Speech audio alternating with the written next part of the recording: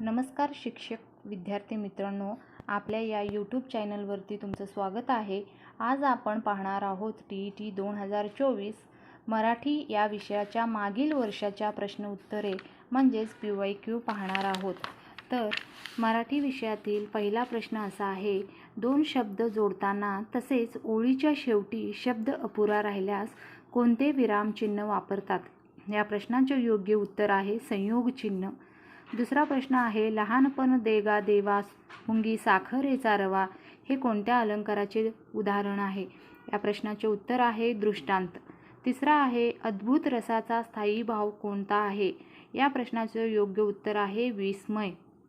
चौथा प्रश्न असा आहे, खालीलपैकी कोणत्या गटातील दोन्ही नामांचे वा प्रत्यय लावून भाववाचक नाम तयार होणार नाही?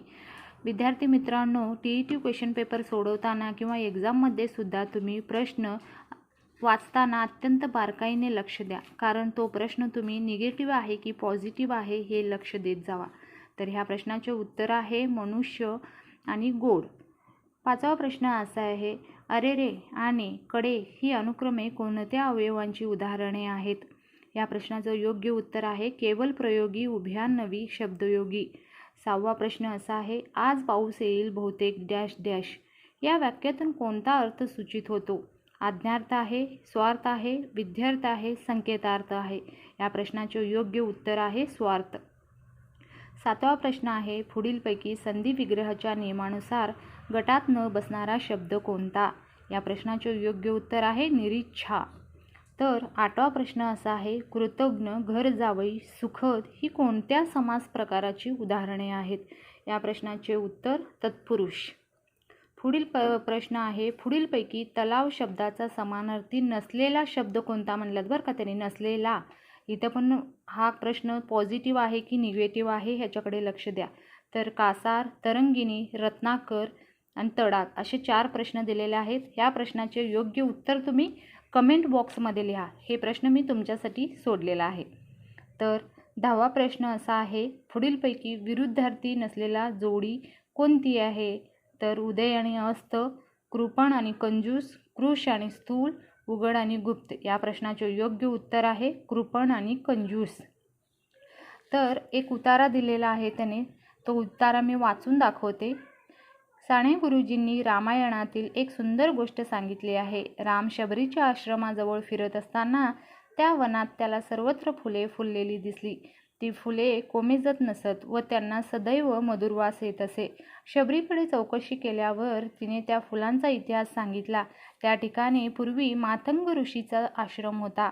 पावसाळा जवळ येत होता, त्यासाठी 4 महिने पुरेल इतके जळण उन्हाळ्यातच साठवणे आवश्यक होते। आश्रमात पुष्कळ विद्यार्थी होते, परंतु विद्यार्थी हे काम टाळू पाहत होते। शेवटी मातंग ऋषी स्वतःच कुऱ्हाड घेऊन निघाले। हे पाहून विद्यार्थ्यांनी उठावे लागे। जंगलात जाऊन त्यांनी वाळलेली लाकडे गोळा केली व मोळ्या बांधल्या। कष्ट करून सगळे घामाघूम होऊन गेले। भर उन्हाळ्याच्या दिवशी उन्हात सगळे त्या मोठ्या घेऊन चालत असलेल्या आश्रमात परत आले आणि दुसऱ्या दिवशी पहाटे उठून सगळे नदीवर आंघोळीला निघाले। तेव्हा ही सुवासिक फुले उमललेली दिसली। आदल्या दिवशी जिथे जिथे त्यांनी घाम गाळला होता तिथे तिथे ही फुले उमलली होती। असा एक पॅरेग्राफ दिला होता आणि त्या पॅरेग्राफ खाली प्रश्न होते, शबरीच्या आश्रमाजवळ फुललेल्या फुलांचे वैशिष्ट्य काय होते? तर उत्तर आहे फुले सुगंधी होती। दुसरा होता, या उताऱ्यातून विद्यार्थ्यांच्या मनावर काय ठासवायचे होते? तर या प्रश्नाचे उत्तर आहे कष्टाचे महत्त्व। तिसरा आहे, पुढीलपैकी कोणाचा उल्लेख उतार्यात आलेला नाही म्हणले बरं का त्याने? राम, शबरी, मातंग ऋषी आणि दशरथ। आणि राम पण आलेला आहे, शबरी पण आलेला आहे आणि मातंग ऋषी पण होते आणि दशरथ याचा काही उल्लेख ह्या उतार्यात केला नव्हता, त्यामुळे उत्तर आहे योग्य उत्तर दशरथ। त्याच्यानंतर कविता एक दिली होती त्यांनी, कवितेच्या खाली हे 4 प्रश्न दिले होते। विनायकच्या मदतीस कोण आले होते? त्याचे भिंत। त्यानंतर दुसरा प्रश्न होता, जड लंगर तुझ्या पायी या वेळूतून कोणती काय सूचित होते? तर याचं उत्तर होतं पारतंत्र्य। आणि दगडाची पार्थिव भिंत तो पुढे अकल्पित सरली या ओळीत कोणता अलंकार आहे? चेतना गुणोक्ती। खालील अक्षरापासून तयार होणाऱ्या अर्थपूर्ण म्हणीतील शेवटच्या शब्दाचा समानार्थी शब्द कोणता? ते, री, वा, पो, री, ऊ, स, हा, चे, धा. तर शेवटच्या शब्दाचा समानार्थी शब्द होता रिकामे. त्याच्यानंतर प्रश्न 18वा. राजा मंगळवेढेकर यांचे पूर्ण नाव काय?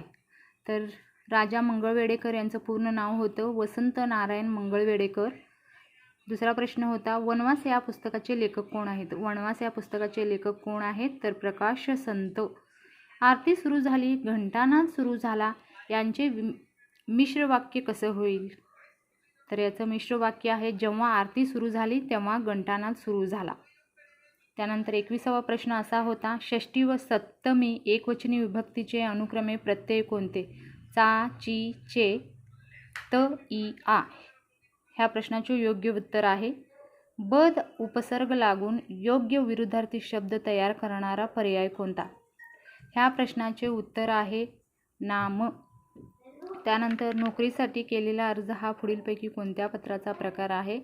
याचे योग्य उत्तर आहे औपचारिक पत्र. 24 नंबर आहे ए, आय, ओ, औ हे कोणत्या प्रकारचे स्वर आहेत? तर हे संयुक्त स्वर आहेत.